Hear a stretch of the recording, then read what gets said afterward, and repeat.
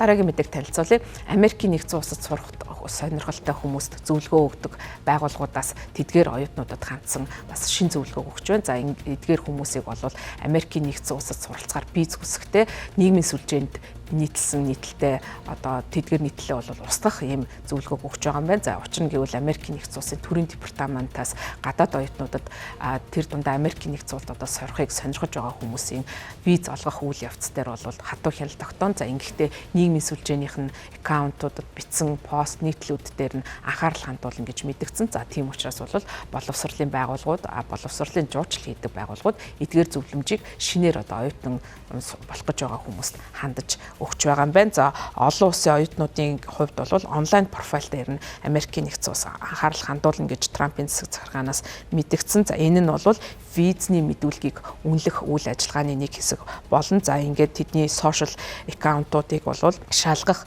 болно гэсэн ийм мэдээллийг 5 дугаар сарын 27-ны өдөр төрийн департамент гаргасан. За үүнтэй холбоотойгоор боловсролын зуучлалын үйл ажиллагаа эрхэлдэг байгууллагууд дээрх зөвлөгөөг өгч байгаа юм байна. За цагаан ордны хэвлийн төлөөлөгч Анна Келли хэлэхдээ ерөнхийлөгч Трамп Америкийн чуудын аюулгүй байдлыг нэн тэргуунд тавьдаг. За энэ утгаараа Америкт суралцах эрх бол эрх биш, харин давуу эрх байх болно гэж мэдгдсэн. За нийгмийн сүлжээний хэрэгслийн шалгалтыг сайжруулах нь манай улсад ирсэн зочид Америкчуудад хор хөнөөл учруулахгүй байхыг баталгаажуулах нийтлэг арга хэмжээ бөгөөд энэ нь үндэсний аюулгүй байдлын тэргүүлэх чиглэл болно гэж мэдгдэлтэд дурдсан.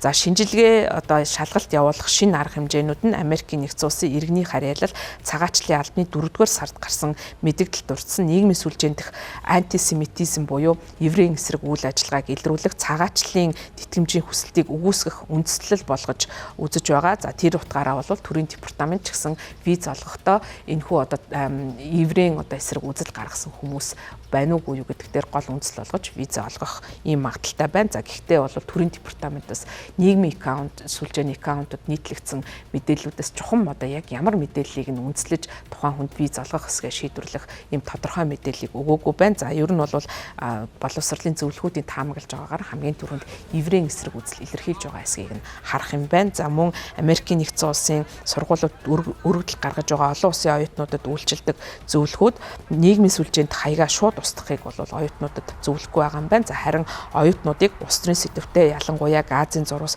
Украины дайн зэрэг одоо маргаантай сэдвээр холбогдох нийтлэл постуудыг оруулахгүй байх. За хэрвээ оруулсан байх юм бол түүнийг устгахыг уриалж байгаа юм байна. За гадаад оюутнууд өөрсдөө баталгаажуулаагүй, буруу байж болзошгүй бас мэдээллүүдийг дахин одоо нийтлэх тараахгүй байх нь чухал гэж анхааруулж байна. За оюутнуудаас нийгмийн сүлжээгээ устгахыг хүснэ бол тэдгээрийн одоо нийгмийн сүлжээтэй холбоотой хэрэглээнд нь сөрөг нөлөөлөл үзүүлнэ гэж үзэж байна. За учир нь гэвэл оюутан сурах насны буюу 18-аас 24 насныхан бол нийгмийн сүлжээг идэвхтэй хэрэглэгчд байдаг. За дэлхийд хэмжээнд нийт нийгмийн сүлжээ тэр дундаа Instagram хэрэглэгчдийн хамгийн том хувийг 18-аас 24 насныхан бүрдүүлдэг. За энэ нь бол нийтдээ 32%-ийг эзэлж байгааг нийгмийн сүлжээний хэрэгслийн менежментийн платформ Sprout Social-аас мэдээлсэн байна. За зарим сүмжлэгчид энэхүү төрийн департаментаас авч байгаа арга хэмжээ бол хүний үзэл бодлоо илэрхийлэх эрх чөлөөнд халтсан хэрэг болж байна гэж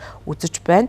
За оюутнууд Газын зурвас гэх мэт одоо юм хурцтмал сэдвүүдийн талаар нийтэлж байгаа нь эдгээр хүмүүс бол санаа зовлонсон зүйлээ олон нийтэд мэдэгдэж байгаа. За зөвхөн үнээс гадна бол маш олон сэдвүүдээр оюутан залуучууд санал бодлоо олон нийтэд илэрхийлдэг. Тухайлх юм бол уур амьсгалын өөрчлөлт, нөхөн өрчхөн одоо эрх зэрэг олон сэдвүүдийн талаар хувийн санал бодлоо илэрхийлж байдаг. За гэтэл бол энэ дээр нь тулгуурлан тэдгээр хүмүүсийн цаашид суралцах эрх чөлөөнд нь халдаж байгаа явдал нь бол байж болохгүй гэж шүмжиглэгчид үзэж байна. Цаашдаа ч гэсэн Америкийн нэгдсэн улсын виз авахтай холбоотой нөхцлүүд бол чангарах төлөвтэй байна. За манай улсаас ч гэсэн тодорхой тооны оюутнууд бол Америкийн нэгдсэн улсад суралцах ийм сонирхол хүслийг бол илэрхийлдэг. За энэ утгаараа бол нийгмийн сүлжээнд нийтэлж байгаа постуудаа одоо болгоомжтой хандах, за альва одоо зөрчилдөөнтэй агуулга бүхий постоо устгах нь бол цаашид виз авахт нь сайнаар нөлөөлөх магадaltaй гэж харж байна.